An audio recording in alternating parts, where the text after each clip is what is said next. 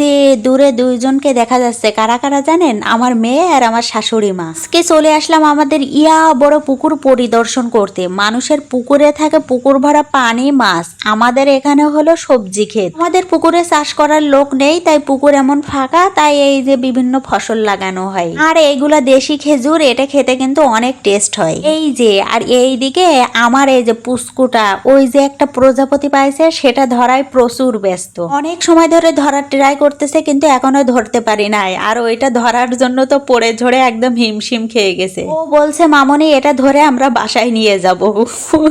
মানে ও ধরার প্রতি এত পরিমাণে অ্যাটেনশনে আছে যে পড়ে যাচ্ছে কি কোথায় যাচ্ছে সেটা ওর খেয়াল নাই। আচ্ছা, আর এই গাছটা নাকি ভীষণ উপকারী, মানে ইদানিং দেখি সোশ্যাল মিডিয়াতে, এটাকে আমরা বলি মধু গাছ। ছোটবেলা প্রচুর খেয়েছি, মাঠে ঘাটে বেড়াতে যেতাম, কিন্তু এখন আর খাওয়াই হয় না। এখানে আমার রুশদামণিকে আবার উঠাইয়ে দিলাম, ও খাইতেছে। ও ফার্স্ট টাইম ট্রাই করলো, তবে দেখছি না ও প্রচুর খাইতেছে। টেস্ট খুব বেশি একটা ভালো ছিল না, কারণ এইগুলা কাঁচা, মানে পাকা হয়ে যাওয়ার পরে, লাল লাল হয়ে যাওয়ার পরে মিষ্টি লাগে। দেখছেন অযত্নে পড়ে থাকা বাগানি ফুলগুলো কত সুন্দর হয়ে আছে, একদম ঝুমকলতার মতো। এখানে আবার দুইটা করলা ধরেছে, এটা কিন্তু কেউ লাগায়নি, এমনিতেই হয়েছে পুকুরের ভিতরে। আরো দেখলাম অনেকগুলো গাছ হয়েছে, অনেকগুলো করলা ধরেছে। আমার যা আবার এইখানে উঠাই নিল রান্না করার জন্য। আর রুশদামণিকে ব্যস্ত রাখার জন্য তো মধু দিয়েই দিয়েছি, সে ওটা নিয়ে প্রচুর খেলছে, ওটা নিয়েই ব্যস্ত। তারপরে চলে আসলাম আমাদের তরকারির খেতে। এখান থেকে আমরা আবার ঢেঁড়স উঠিয়ে নিলাম। ওই কলা গাছটা সব থেকে ছোট, তাই রুশদামণি বলতেছে, মামনি এটা হলো বাবু কলা গাছ। বাসা থেকে কোনো পাত্র নিয়ে আসে নাই, তাই কলার পাতায় করে উঠিয়ে নিলাম।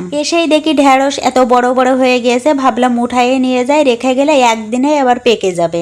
এই যে এই কলা বাগানটা হলো আমাদের কলা বাগান। কলা বাগানের মাঝখান দিয়ে এই যে সরু পথ আছে, এখান দিয়ে রুশদামণি হেঁটে যাইতেছে, আমরাও যাব। তারপরে এখানে আবার আমার যা ডেকে আমার এই পাট শাক দিল। আর এই পাট শাক আমার অনেক অনেক প্রিয়, আমার আর আমার শ্বশুরের প্রচুর প্রিয়। বেড়াতে আসলাম, 2-3 রকমের তরকারিও কালেক্ট করলাম। তো আজকের ভিডিও পর্যন্তই, আল্লাহ হাফেজ।